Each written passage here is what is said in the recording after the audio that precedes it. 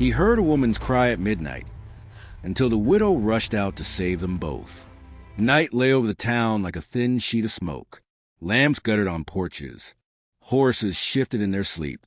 Boards creaked on the hotel walkway as wind moved from one silent street to the next.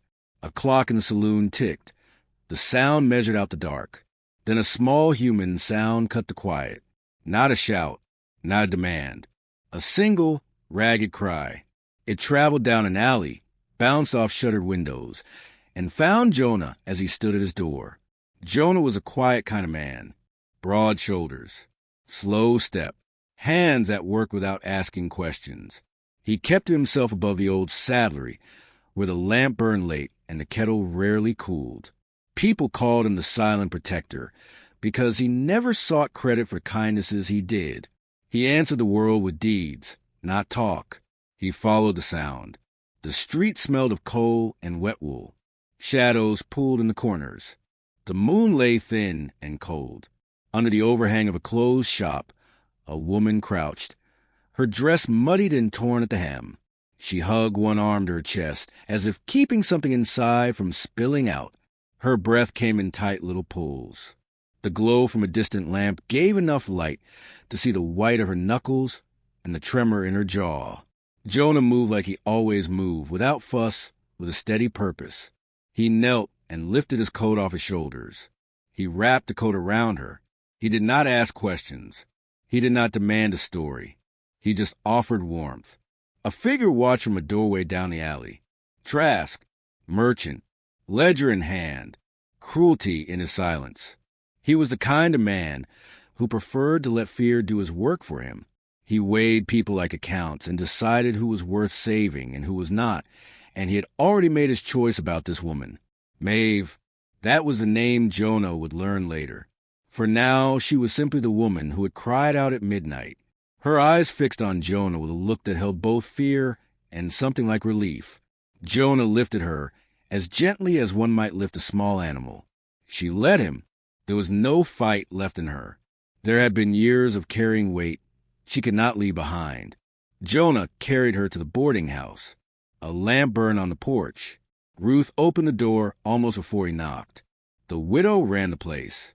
She had a way of seeing what needed tending and acting on it.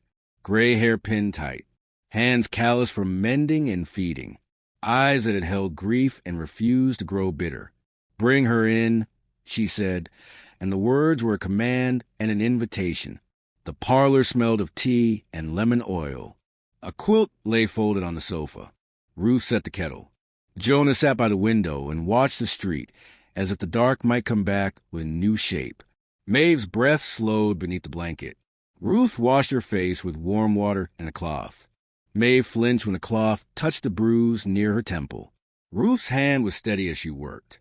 She spoke in low sentences, the kind that moved like thread, simple, necessary. Hours passed in small motions. Tea steamed. Rain began to lace the glass. Maeve told fragments. A job taken out of need. A debt that chained her. A man who thought his ledger made him judge and jury. Trask's name slipped out like a stone from a pocket. Ruth's jaw tightened. Jonah's fist relaxed but did not unclench entirely. No one suggested a scene. No one called for a showdown. The town had enough of those in other years. This was quieter. Intimacy, not spectacle. Healing began in small acts. A bowl of soup, a change of clothes, a towel to dry hair. Maeve slept. Ruth sat with her and hummed under her breath. Jonah repaired Maeve's shoe by the lamplight, his knife steady and neat. The town is a small actor in a big story. News moves slowly here, but it moves nonetheless. Whispers began about why the widow had a stranger in her parlor, about which man had been seen speaking to whom. Trask did not have to shout to spread rumor. He let a suggestion fall here, an accusation there. People inclined to listen to the loud ledger heard what he wanted them to hear. Maeve worked at the boarding house kitchen during the day, at Ruth's insistence. The work kept her hands busy and gave her time to breathe between tasks. She learned the names of regulars. She learned the way Ruth folded napkins so they looked like small, perfect bills. Jonah found excuses to linger in the parlor more than he had planned. He brought in a log at dusk and sat where he could see Maeve without prying into her life. The quiet life stitched them together. Ruth offered advice by habit and comfort by muscle memory. Jonah moved through his days with a patience that looked like strength. Maeve learned the sound of a container being set on the counter and discovered she could make a small, steady life of such ordinary sounds. Tension accumulates like a storm on the horizon. The towns lean towards safety, sometimes sides with those who hold power. Trask's ledger was his muscle. He used it to remind people what he thought they owed. He courted rumor and let shame do his bidding. One afternoon, he came to the boarding house doorway with a ledger under his arm and a smile made of cold calculation. He spoke first to the room, his voice carrying like wind over worn boards. He suggested theft. He suggested debts unpaid. He suggested that Ruth had taken in trouble for the price of charity. He expected eyes to turn and point. Ruth stood between him and the parlor as if between a storm and shelter. She did not shout. She did not bargain. She said simply, "You have no claim here." Trask faltered.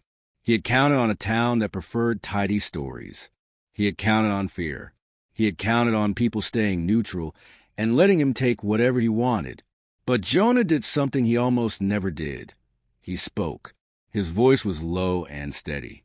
It had the weight of actions behind it. He said, "She cried." That's enough to make anyone begin to help. The room held its breath. No one stepped forward at once. The moment felt like the tight hold before release. Trask retreated, not with violence, but with the slow frost of someone who has lost favor. The setback settled inside Maeve as a tremor. She thought perhaps she had brought more harm than good. She looked small under the quilt and worried aloud that she would ruin the boarding house with her past. Ruth wrapped her arms around the woman, as if to stitch her back together. "You're not a burden," she told her. "You're a reason." The language of the room shifted. Where once there had been a tendency to look away, people began to look over. Maeve's healing continued by inches. She began to read to the children who visited the boarding house in the afternoons. She learned to brew coffee just so. She laughed once, a short burst like a bell. Jonah caught the sound and felt a small warmth that moved through him like the first heat of spring. Their lives grew into a quiet pattern. Ruth took pride that was not boastful but soft and steady. Jonah found himself staying for tea instead of leaving after a few sips.